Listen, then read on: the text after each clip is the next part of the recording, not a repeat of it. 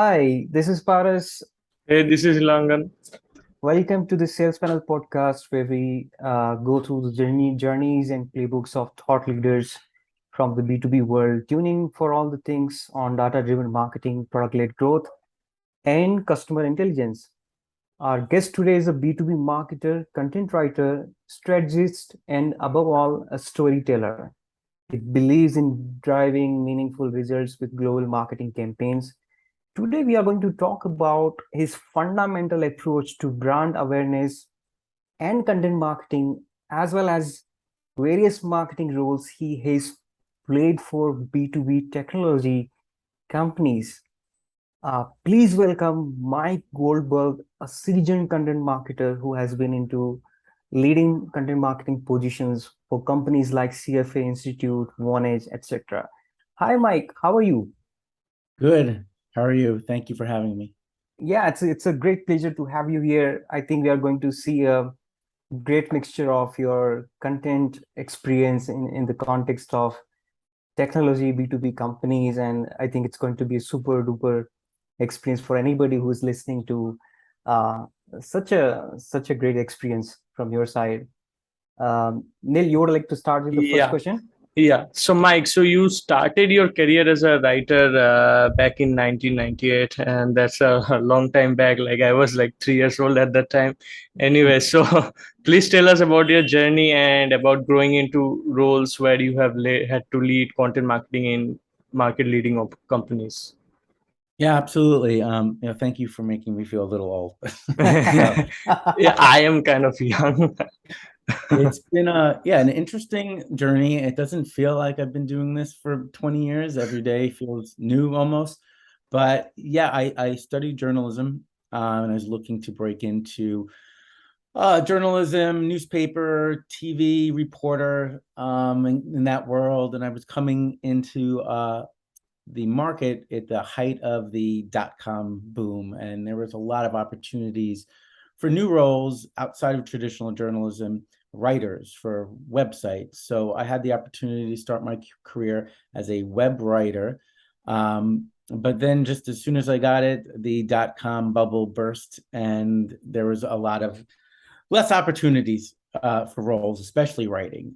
So I got into marketing by way of getting an opportunity to learn marketing, where they just needed someone to be a strong writer. And I was told early on I could learn everything I need to know about marketing, but you can't learn to be a good writer. That's really been foundational to all of the roles I've had since my first marketing assistant role down to VP of marketing at Innodata, which was a publicly traded company.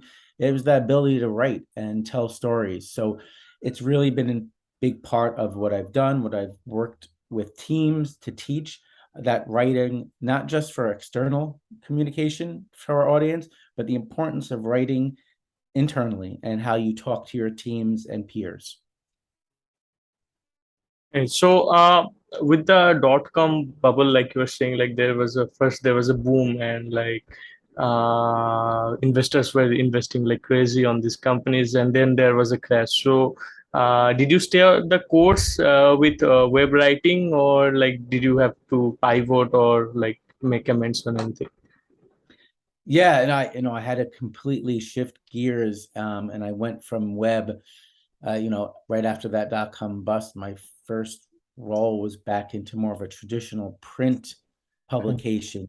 In the print background, they liked my journalism background, but my role was marketing. It wasn't writing anymore. But they liked the fact that I knew how to put words together, which to this day I think is a really lost art, unfortunately. But yeah, that's really what led my path down to a more seasoned marketing professional. Okay. Thanks. I mean, there must have been a lot of changes since 1998 into content marketing. So I was listening to you on this podcast B2B growth from Sweetfish Media, and I think you were talking about a campaign, and I observed that you put a great deal of focus on basics, understanding what you're writing for and what are their priorities, what why somebody is reading something. So I think these are the basics we are talking about. So over the course of this time period, what are the basics or a few basics that you feel that they haven't changed in this line of business according to you? Yeah, I think it fundamentally, anything that a B2B company is looking to say or write, it's about what that can help your end customer or your end audience learn or use. I think traditionally, content marketing just got this label put over it in the past 10 years or so, but all marketers have always been doing content marketing because we've been telling stories to gain awareness and drive people to be interested in a product or solution. But you always have to lead with them, the audience first. It's never about being a sales pitch. That's what the sales team is for. So I think what really hasn't changed is that marketing is about sharing and telling stories that are going to help somebody else and not pitch a product. Right. I think like I have a curious question. So since you focus on like the profile you're writing, how do you, I mean, there are sometimes, there are technical things involved. For example, if you're writing for a product like Salesforce, Salespanel segment, there are lots of technical components involved because it's a technical product. So do you spend a great deal of time on the product itself? Like do you speak with product managers? Like, so how do you mix journalism with technology? I think that's my question. Yeah, so in my whole career has really primarily been in that really tech heavy space from ad tech to AI, machine learning. So it is really critical for me to understand product and the technical background. So this is where my journalism experience has really helped. Is like I put my journalism hat on and I have to interview product managers Right. because I really want to understand what the product does. I'll be the first person to say that I am not a very technical savvy person. But I know how to tell the stories. So it's important for me to talk to product people, engineers, our data teams, and sales teams. It's a lot of people don't think they're important to get that input from, but I want to know what they're hearing in the market. So taking all those inputs in helps me understand what the story I want to tell would be.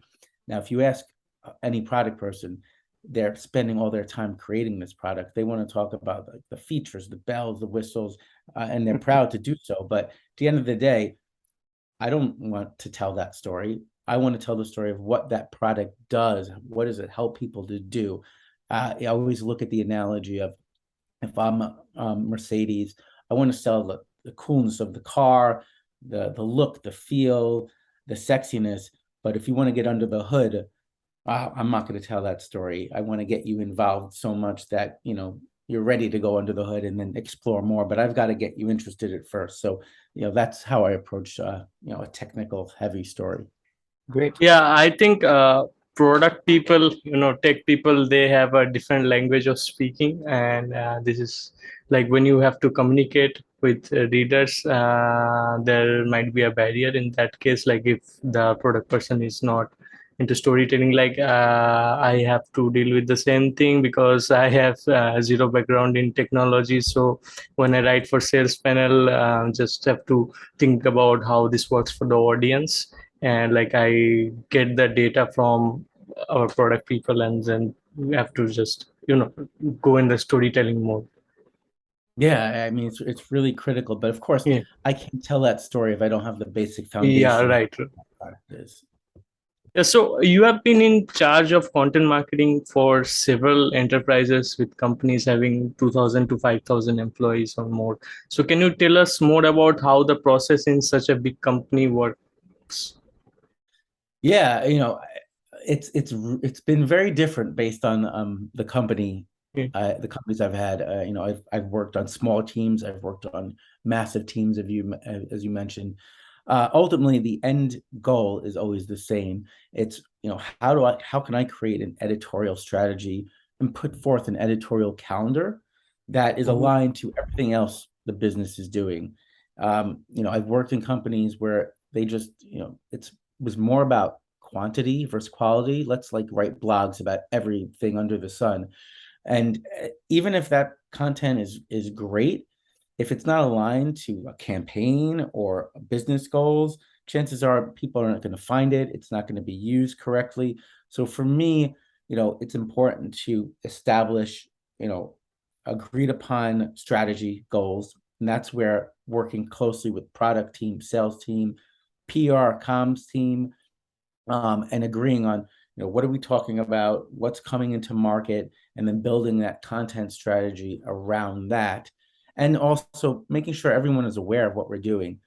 So many times salespeople, they'll beg and scream, I need something for this and that, because they're just not aware that we have that available. So, getting everyone on board of what the plan is and keeping them in the loop of what we're doing, where they can find content, that's been key to being successful. Right. I think let's talk about measuring things. I mean, I think what cannot be measured cannot be, improved. So, of course, content marketing is a very important acquisition strategy for every company under the sun. At this point, I mean, we are talking about video content, TikTok content, LinkedIn content. So there are so many questions, and I'll focus on revenue. So how do you ensure like your content marketing strategy, be it for a small B2B startup or an enterprise, is actually bringing revenue? What are the tools and what are the mental models you have, uh, which you bring to measure revenue or progress, let's say? Yeah, this is the $1 million question that I've always struggled with, because I have yet to find a very good content attribution model that really ties somebody read your blog and then they became a customer down the road. Not technically, I can give you one quick example. Sure. We did a blog, Innodata. We were an AI machine learning company. We had content moderation tool. We wrote a blog about the importance of human and AI content moderators and how that helps. Published the blog. 9-12 months later, after I had left the company, someone who I still talk to, who I worked with, told me that they signed a really huge deal, and then that person came in because they discovered the blog in search.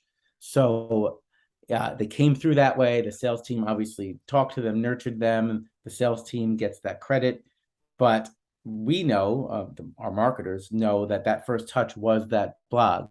So no, I think it takes time for content to help influence potential client. Unfortunately, if you ask the executive teams, they don't want to hear that, we're going to write a blog in 9 to 12 months that might influence revenue. They want it right away. Yeah. So, for more of like a gated content where, we fill out your form and then we get that lead and we pass over to sales, it's a little easier to like connect the dots. So they came in here, they downloaded something, they signed up for a demo, they became a client. That content was the first touch. But the real top funnel thought leadership, TikTok videos, as you mentioned, yeah, that might drive awareness, influence, and drive people to go to your site or remember you down the road when something else happens or a salesperson reaches out. But you're not going to get that immediate revenue connection for the content. So I have to almost say, trust in content if it's driving good social traffic and some of the vanity metrics of people clicking through, that is good enough, that it could drive and help generate revenue. But you're never going to get, a blog generated X figures in revenue. It's not going to happen. Awesome. So what are your thoughts about, I mean, there's an important thing coming to my mind. So you must be having some opinion about self-reported attribution. We had people on our podcast, I mean, who don't like the technicalities of attribution. I mean, if you have a software who's a specialized product on attributing your conversions, then like you said, somebody might have read the article or might seen the TikTok video, but that is not counted under the technical attribution. So I think you must be having some thoughts about self-reported attribution. Do you believe into, if you have to choose a like correct way of attributing things, would you be going after technical attribution or self-reported attribution? I'd probably lean on the technical because I don't trust salespeople that much to get it right. So salespeople don't always love me. But yeah, I would love to get, if there was one kind of magic platform where I could produce and publish content and then get my results. There's a lot of that, but then it's tied and connected to like Salesforce or other CRM solutions in a perfect world, that those metrics are really tied from that first touch to someone, from a salesperson calling up somebody. That would be great. I think there are some companies coming out with that, but I would love to explore it, but they're always the last to get budgeted for those types of tools. Yeah, so I can't stop smiling when you answer these questions, because I have to do a shameless plug here, because Salespanel can do this. I think Paras can tell more. Yeah, I mean, Definitely. we kind of focus on customer journeys when people are reading your blog posts, and later on they become a top of the funnel lead, and then they become SQL, and then they become TQL. So we sort of track the entire journey when it's happening, and real-time segments can, push qualified leads to salespeople automatically. I mean, this is a part of, I think it's becoming a standard And the to, data is also synced to Salesforce, like you were yeah. saying. I mean, it's sort of becoming not just sales panel. I mean, it's becoming a standard that first party data is getting integrated more into sales and marketing processes, because third party data and enrichments had its own run, but first party data is also becoming more and more important. I think we have seen the rise of GA4 and event driven tracking and data driven attribution models and things like that. So I think industry is recognizing what Mike just told, that he dreams of an ideal software that does this out of the box. So more or less, I think within 4 to 5 years, it will become a mainstream thing, and you will see it as an important part of every important analytics software out there, including Salespanel. Yeah. Yeah, I'm sure. I do think a lot of companies face some challenges just cleaning up their data first, Yeah. and that's always the biggest challenge. And once that can be cleaned up, then we can start really connecting those dots again. Yeah. Okay, so with content marketing, there is a certain amount of unpredictability involved, right? So, like, especially if you are acquiring traffic from organic channels like SEO, there are always ups and downs. So, how does a content marketing leader keep traffic predictable in such cases, and what actions do they need to take during downturns? Yeah, I think obviously I'm always looking at traffic, which again, a lot of people refer to as the vanity metrics because it's not tied directly to revenue, right? But I'm looking at where people are coming in, where are they dropping off. I think it's always important to refresh content. I always look at SEO inputs. So my editorial calendar is obviously coming from internally deciding what we should write about or where we should focus, so it's aligned with product. But I think it's important to account for how people are searching for things. What are our persona audiences? What are they clicking on and reading that maybe we should be covering? So when we start seeing maybe traffic, they're not engaging with content, that's time to say, all right, we need to optimize. And by when I mean optimize, I mean completely repackage, repurpose, or kind of just eliminate content. So I'm always looking at those other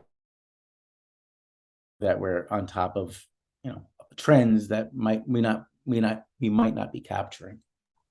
Yeah, basically, a crisis always brings clarity. I mean, in chaos, you always learn what's not working, and you're sort of always trying to improve by removing things which didn't work in a downturn.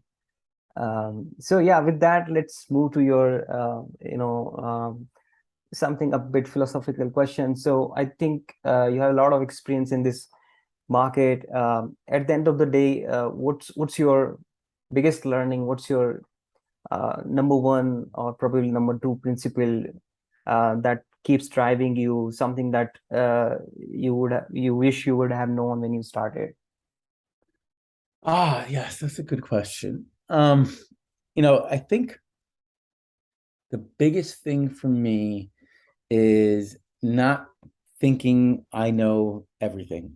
And I think it goes back to what I said about the importance of me talking to everyone on the team, from product to sales, to the executive team, if I can get their time. Because for me, I always have a clear idea of, all right, this is a product or solution we're doing. Here's what I think we should talk about. Here's the story or narrative that I want to put together.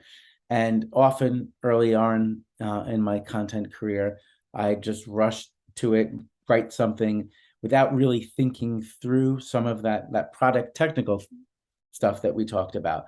So for me, it's really understanding, like, I want weigh-in and inputs. Everyone has something really valuable to share that's going to help shape what the story is going to be.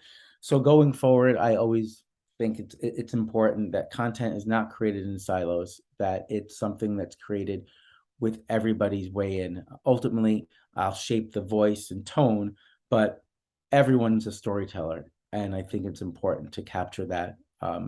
And I think I probably would have been more successful having had that as part of my strategy early on.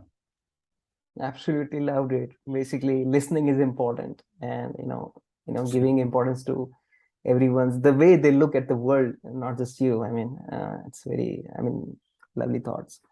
All right. Another question on the same frequency. Time is changing very fast. As a multifaceted marketer, B2B marketer, how do you keep yourself updated? Are there any books, communities, resources that you would like to suggest to our audience, and maybe some insight into your process of ever keep yourself developing? Yeah, I just like to read. I read a lot, personal, professional. But professionally, the Content Marketing Institute, there's a lot of really great content marketing thought leaders. Before the whole pandemic, I would go to many of their events. They have like great speakers, great sessions that I would love. I always love learning, coming back and trying something new. But for now, it's following some of those thought leaders on LinkedIn, Twitter. I'll share this with you after. We worked together at Dun Bradstreet on the content. I was content marketing. He was content marketing. I've obviously moved into that content, continued in that content marketing world. He's moving into more of that marketing generalist world. Sure. So we've taken two different paths, but essentially we're both journalists. So he might have a good view from the world of marketing through that storyteller, but he's focused more on lead gen and demand. Sure. Thanks. We'll be in touch for that. So folks, this is all for this conversation. We will be coming back to another episode of Salespanel podcast. Until then, see you. Sayonara. Great. Thank you. Thank you, Mike, I hope you enjoyed the show. I did. Thank you. I look forward to seeing it, hearing about it, and I'll share it.